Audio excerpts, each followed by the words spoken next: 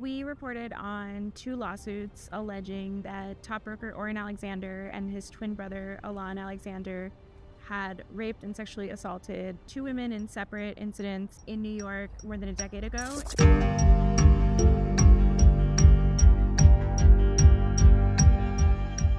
We found the complaints, we reported on them in early to mid-June, and a few days later, Oren Alexander stepped back from his position at his brokerage Official, which he had co-founded almost 2 years ago after leaving Douglas Elliman, and there were some efforts to kind of, on Official's part, to distance themselves from, these allegations and the seriousness of them and all of that. So as we continued to report, Official seemed to kind of make more steps in that direction. They said that their other partners, Nicole Ogie, Richard Jordan, and Andrew Wachvogel, said that they were in the process of removing him as an owner.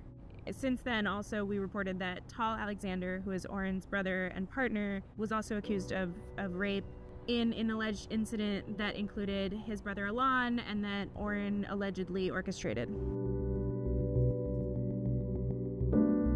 So we routinely kind of look in the court systems for court cases involving, major real estate players on both the residential and the commercial side.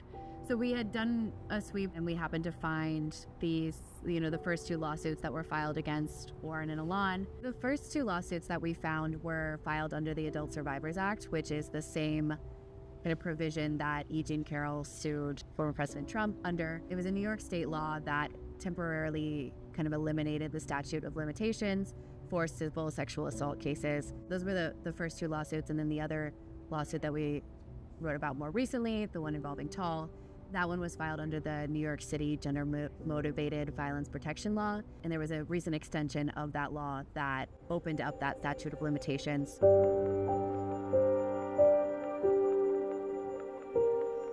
Oren and Tal Alexander are, top brokers in Miami and New York. They built their careers at Douglas Elliman. They started, I think, in maybe 2008 in New York, and they really mastered kind of the art of social media and the luxury broker and dealing with the 1%. And so they gained this big following.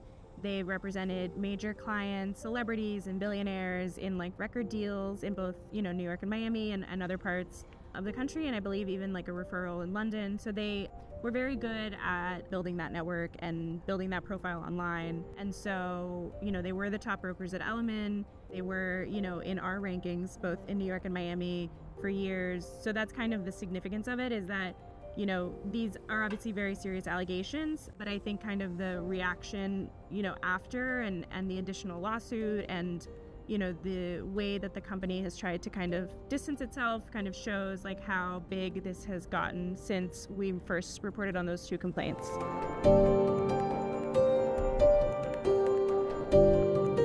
The first 2 lawsuits, the attorneys for the plaintiffs had, included a provision in each that had basically said, while these were isolated incidents, the lawsuits were about a very specific claim. It was part of a larger pattern of behavior by Oren and Alon, who were the 2 defendants in the first ones. After we published, the response that we saw on social media was, we had hundreds of comments on our Instagram post where people kind of generally said that maybe this was something that they had heard about before, that maybe something like this had happened to them. We were also following the industry reaction to all of this, and we reached out to the developers that Official, which is the Alexander's firm, was working with on new projects, and starting to kind of hear about some of that changing because the developers probably don't want to be associated with these kinds of allegations, regardless of, whether they're true or not. One thing was Michael Stern has a project, his firm JDS, in Miami, that's a Dolce & Gabbana branded condo development. We're hearing that they are, separating from Official. We've reached out to Michael Schwo and his team about the Raleigh development in Miami Beach.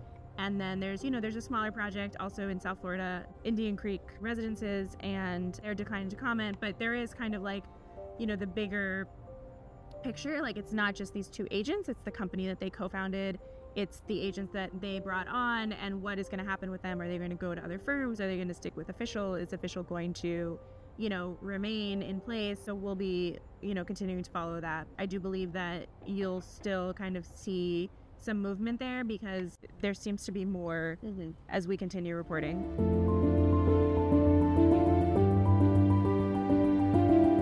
We reported on 3 lawsuits in total so far. We did speak with the plaintiff's attorney who represented the first 2 alleged victims, and he had said that he had, in the days after our story, had heard from 28 more women who had similar claims. So I think that if these allegations are true, looking at how this could have gone on for so long without anything coming out, until 2024, when the allegations go back, more than a decade, and I think in like the Wall Street Journal, it reported that some victims were from high school, so it's really like a very wide range of time if this is true, and so we're gonna dive into that. So we're continuing to follow this story. You can reach me at kk@therealdeal.com and sheridan.wall@therealdeal.com, and you can find us online as well.